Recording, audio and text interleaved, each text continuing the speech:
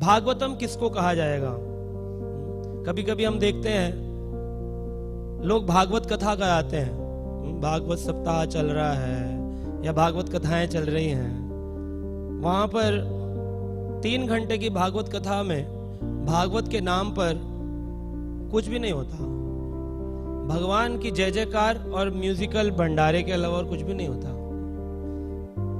इतनी जोर जोर का म्यूजिक बजता है और बार बार ही बोलते हैं श्री भगवान की जय, बोलो वामन भगवान की जय, बोलो परशुराम भगवान की जय, बोलो जय तो हो गई महाराज जी, इसके आगे तो बताओ जय के आगे, क्योंकि है ही नहीं कुछ बोलने के लिए। प्रभुपाद जी के ग्रंथ जो नहीं पढ़ेगा उसके पास बोलने के लिए हो ही नहीं सकता, कंटेंट ही नहीं है। फिर वो किस बात के महाराज और किस बात के सन्यासी और किस बात के भक्त। तो पब्लिक भी दे रही है और बड़े बड़े भंडारे होते हैं उनके। लेकिन कहा गया है भागवत का मतलब क्या है? ग्रंथो अष्टदश सहस्त्रो, जिसके अंदर अष्टदश मतलब 18,000 श्लोकों की चर्चा हो। अब आप गिनिएगा जाकर के 7 दिन में कितने श्लोकों की चर्चा हुई?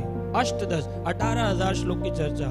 ग्रंथ होना चाहिए सामने, 12 स्कंद तो दिखने चाहिए सामने कम से कम। 12 स्कंध समावितम, और 12 स्कंदों में इन 18,000 श्लोकों को समावित किया गया है, जिसके अंदर कथा किस किस की होनी चाहिए?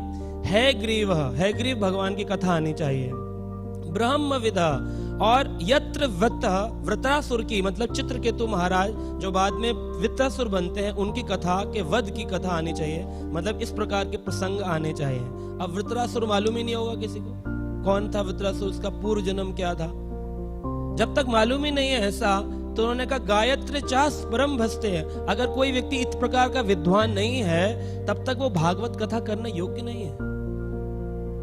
भागवत ये जो विषय है, लिखा है श्रीमद् भागवत के सभी प्रश्नों का उत्तर, ये कोई ऐसी साधारण बात नहीं है कि श्रीमद् भागवत हर प्रश्न का उत्तर दे सकती है। लेकिन अगर कोई पढ़ लेगा इसको, बोलेगा नहीं हमने तो क्वेश्चन पूछा, मेरी नौकरी कैसे लगे, मिला नहीं उत्तर, नहीं मिला। क्यों नहीं मिला? क्योंकि हमने उस तरह से पढ़ा ही नहीं। आज आपको मैं MBBS की बुक दे दूं ला करके और बोलूं इसमें से आप मुझे कैंसर की दवाई ढूंढ कर दीजिए, आप नहीं ढूंढ पाएंगे। उसका एक प्रोसीजर है, तरीका है, उसको किसी योग्य गुरु के अंडर पढ़ना पड़ेगा। भागवत गीता भागवत स्थान है, भागवत भक्त के पास जाकर भागवत पढ़ना पड़ेगा, भगवत गीता पढ़ना पड़ेगा, शिष्य गुरु परंपरा में आकर सीखना पड़ेगा, तभी हम किसी भी चीज को स्वीकार कर पाएंगे, समझ पाएंगे, आगे बता पाएंगे। इसीलिए जो ये आप देखिए भागवत में इतने गुह्यतम तत्व हैं जिनकी चर्चा करने के लिए प्रभुपाद जी ने कई उपनिषदों का सहारा लिया है ना। कहीं पर लिख दिया कठोपनिषद, कहीं लिख दिया पद्म पुराण। क्यों उसमें वो ऑप्शन दे दिया? ताकि आपको उन पुराणों और उपनिषदों के अंदर मेहनत ना करनी पड़े। लेकिन वो लिख दिया, उतने मात्र से काम नहीं चलता है। वो लिख दिया आपने बोल दिया, किसी ने क्वेश्चन पूछा तो उसको बताने के लिए कोई गुरु तो होना चाहिए हमारे पास में, जिनसे हम जाके पूछे इसका क्या अर्थ है। तो लोगों को मालूम ही नहीं है और उनके पास तात्पर्य नहीं है, वो खाली इन अनुवादों को पढ़ते हैं और वो अनुवाद भी गलत तरीके के होते हैं, भ्रमित करते रहते हैं।